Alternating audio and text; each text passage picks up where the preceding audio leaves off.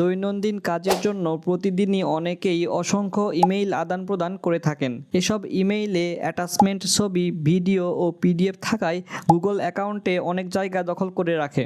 Google account কিন্তু বিনামূল্যে সর্বোচ্চ 15 গিগাবাইট পর্যন্ত তথ্য জমা রাখার সুযোগ দিয়ে থাকে। কিন্তু আমাদের যে জিমেইলের ফাইলগুলো, তার পাশাপাশি Google Drive, Google Docs, Google Sheet, এই সবগুলোর লেনদেন করা সব ফাইলই কিন্তু আমাদের গুগল অ্যাকাউন্টে সংরক্ষিত থাকে। এসব ফাইল নিয়মিত আমাদের গুগল অ্যাকাউন্টে জমা হতে থাকে বিধায় আমাদের গুগল অ্যাকাউন্টের যে স্টোরেজ, সেই স্টোরেজটি ফুল হয়ে যায়। এখানে একটি সমস্যা আছে, সেটি হলো গুগল অ্যাকাউন্টের যদি কোনো জায়গা না খালি থাকে, অর্থাৎ স্টোরেজ যদি ফুল হয়ে যায়, তাহলে কিন্তু আমাদের জিমেইলে নতুন করে কোনো ইমেইল আসবে না। সেই মেইলটি যেখান থেকেই যে কেউই পাঠাক না কেন, কোনো মেইল কিন্তু আমাদের জিমেইলে আসবে না। আর যদি সত্যি এমন হয়ে থাকে, তাহলে কিন্তু আমরা জিমেইল ব্যবহারই করতে পারতেছি না। আর এই জিমেইল ব্যবহার করতে না পারলে কিন্তু আমরা সব জায়গাতেই সমস্যার সম্মুখীন হব।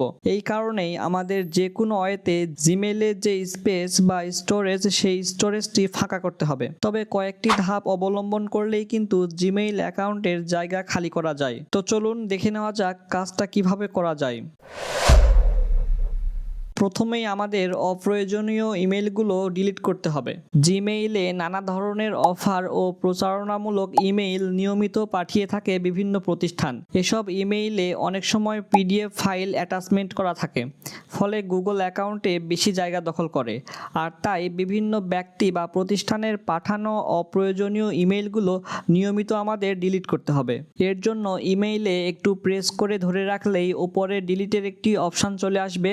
এখন এই অপশানে ক্লিক করলেই ইমেইলটি এখান থেকে ডিলিট হয়ে যাবে। আপনারা আপনার ফোনের মেইল থেকে অপ্রয়োজনীয় সবগুলো মেইল ডিলিট করে দিবেন, কারণ এই মেইলগুলো কিন্তু আপনার গুগলের যে অ্যাকাউন্ট, সেই অ্যাকাউন্টের অনেকগুলো স্টোরেজ দখল করে আছে। এখান থেকে আপনারাও আপনার অপ্রয়োজনীয় মেইলগুলো ডিলিট করে দিবেন, তাহলে দেখবেন আপনার গুগল অ্যাকাউন্টের অনেকখানি জায়গা ফাঁকা হয়ে গেছে। এরপরে আপনাকে বিন ও স্প্যাম ফোল্ডার খালি করতে হবে। কোনো মেইল আমরা যদি ডিলিট করে দিই, তাহলে সেই মেইলটি কিন্তু জিমেইলের বিন ফোল্ডারে 30 দিন পর্যন্ত জমা থাকে। ফলে ডিলিট করলেও এইসব ইমেইল জায়গা দখল করে রাখে। আবার অনেক ইমেইল স্প্যাম বক্সে জমা হয়েও জায়গা দখল করে রাখে। আর তাই জিমেইলের বিন ও স্প্যাম ফোল্ডারে থাকা সব ইমেইল আমাদের নিয়মিত ডিলিট করতে হবে। এর জন্য এখন এখান থেকে 3 লাইনে একটি ক্লিক করতে হবে। এরপরে দেখুন অনেকগুলো ফোল্ডার দেখাবে। এর মধ্যে নিচের দিকে একটু খেয়াল করলে দেখতে পাবেন ট্রাশ নামে একটি ফোল্ডার রয়েছে। এই ট্রাশ ফোল্ডারে প্রবেশ করতে হবে। এখানে আসলে কিন্তু ইতোমধ্যে ডিলিট করা সব ইমেইলগুলো এখানে দেখাবে। এখন কি করতে হবে, এমটি ট্রাশ নাও এই অপশানে একটা ক্লিক করে এই ট্রাশ ফোল্ডারে জমা হয়ে থাকা সবগুলো ইমেইল এখান থেকে ডিলিট করতে হবে। এরপরে এখান থেকে ব্যাক করলে স্প্যাম নামে আরেকটি ফোল্ডার দেখতে পাবো। এখন এই ফোল্ডারে প্রবেশ করার পরে এখানেও কিছু ইমেইল হয়তো থাকবে। এই ইমেইলগুলো এখান থেকে ডিলিট করতে হবে।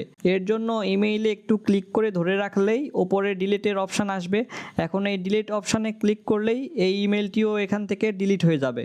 এরপরে আকারে বড় অপ্রয়োজনীয় অ্যাটাচমেন্টযুক্ত ইমেইলগুলো ডিলিট করে ফেলা। ইমেইলের মাধ্যমে ছবি, ভিডিও ও পিডিএফ ফাইল পাঠিয়ে থাকে অনেকেই। এই ইমেইলের অ্যাটাচমেন্টগুলো সবসময় প্রয়োজন হয় না। এই কারণে প্রয়োজন যদি শেষ হয়ে যায়, তাহলে ইমেইলের মাধ্যমে পাঠানো ছবি, ভিডিও বা পিডিএফ ফাইলগুলো ডিলিট করে দিতে হবে। তা না হলে কিন্তু ফাইলগুলো গুগল অ্যাকাউন্টের অনেক পরিমাণে জায়গা দখল করে রাখবে। এই জন্যই অপ্রয়োজনীয় অ্যাটাচমেন্টগুলো ডিলিট করে দিতে হবে।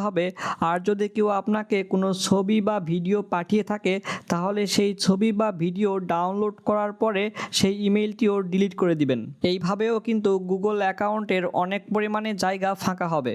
এরপরে সর্বশেষ প্রক্রিয়াটি হলো নিউজলেটার আনসাবস্ক্রাইব করা। বিভিন্ন প্রতিষ্ঠানের ইমেইল সাবস্ক্রাইব করলে সেগুলোর নিউজলেটার নিয়মিত বিরতিতে আমাদের ইমেইলের ইনবক্সে জমা হতে থাকে।